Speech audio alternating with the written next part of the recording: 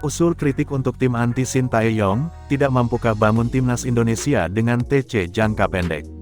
Erick Thohir bantah rumor Mano Polking gantikan STY, upaya pecah belah bangsa. Simak informasi selengkapnya sebagai berikut.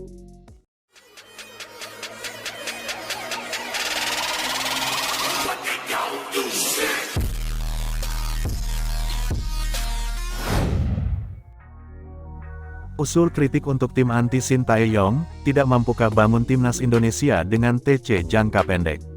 Kubu anti Sintayong sejatinya mempunyai banyak amunisi untuk mengkritik pelatih Korea Selatan, salah satunya TC jangka panjang. Sintayong mendapatkan kritik tak pantas dari kelompok pelatih yang tak puas dengan kinerja di timnas Indonesia. Pelatih futsal, Donny Zola, mengungkap terdapat kelompok pelatih yang anti terhadap Sintayong di kanal YouTube Sintayong. Sayangnya, grup pembenci Sintayong itu tampak hanya mengedepankan sentimen pelatih lokal, tanpa memberikan argumen masuk akal. Karena gua punya grup WA bersama pelatih-pelatih tuh sangat anti STY, ucap Donny Zola. Salah satunya karena naturalisasi, yang kedua mungkin ngerasa kok hasilnya gini-gini aja. Artinya mereka juga punya alasan dong kenapa mereka menganggap STY gagal, tandasnya. Bolanas.com telah menjawab 2 poin kritik tersebut, yaitu, naturalisasi, dan, hasilnya gini-gini aja, dalam artikel tersendiri. Selain itu, Bolanas.com juga telah memberikan usulan kritik untuk disampaikan kelompok pelatih Donny Zola, yaitu mengenai tak ada lagi pemain Indonesia yang di-endorse ke klub Korea.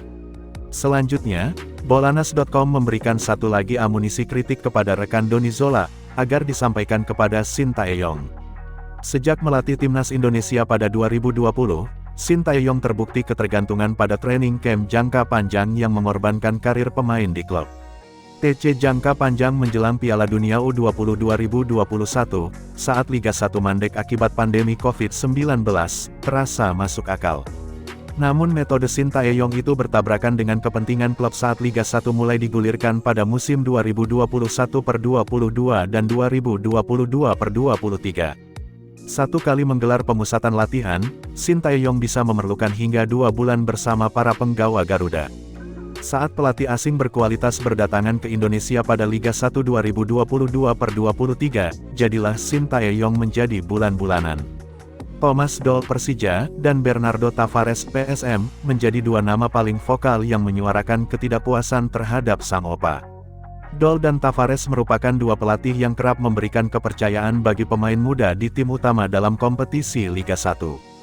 Bagi 2 pelatih itu, pemain akan lebih berkembang apabila merasakan kompetitifnya Liga 1, ketimbang cuma berlatih di tim nasional.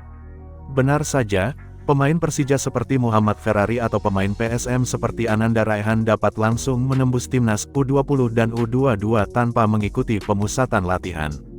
Pemain timnas Indonesia bakal tertinggal dalam aspek kompetitif, apabila diminta terus-terusan meninggalkan klub demi metode usang Sintayong. Di lingkup sepak bola dunia, jadwal tim nasional telah diatur dalam jeda internasional FIFA Matchday, dan klub sangat tegas dengan menolak melepas pemain di luar jadwal itu. Kedepan, PSSI harus memastikan Sintayong tak lagi mengganggu agenda pemain di klub, agar timnas Indonesia mendapatkan keuntungan dari terasahnya para pemain di level tertinggi. Erick Thohir bantah rumor Mano Polking gantikan STY, upaya pecah belah bangsa. Erick Thohir membantah rumor yang menyebut pelatih Thailand Alexandre Mano Polking akan menggantikan Sintayong STY di timnas Indonesia. Pria yang menjabat sebagai ketua umum PSSI itu mencurigai kabar tersebut adalah saywar menjelang SEA Games 2023 dan upaya memecah belah bangsa. Tanya ke Thailand, sama seperti dulu, kita dibilang ada pendekatan ke pelatih Vietnam. Tanya ke Vietnam, ujar Erick Thohir, dikutip dari Bola Sport, Rabu, tanggal 19 April tahun 2023. Jangan-jangan ini saywar, menjelang SEA Games, supaya kita dipecah belah, sebagai sebuah bangsa, imbuhnya. Sebelum Mano Polking, ex-pelatih Vietnam Park Hang-seo juga sempat dikaitkan dengan timnas Indonesia.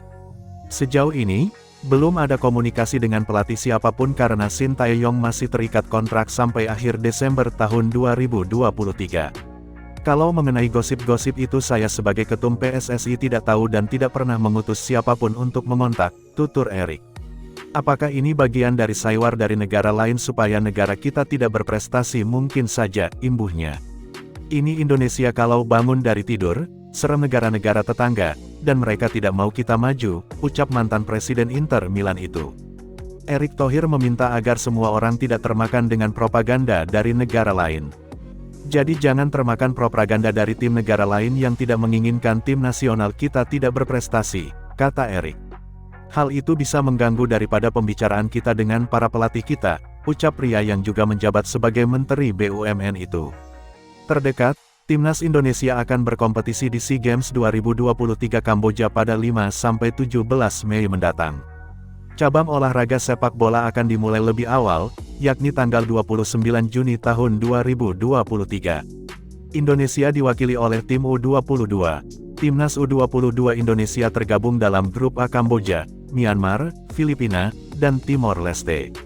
Pada pertandingan pertama grup A SEA Games 2023, Timnas U22 akan menghadapi Filipina, Sabtu, tanggal 29 April tahun 2023. Wila Wildayanti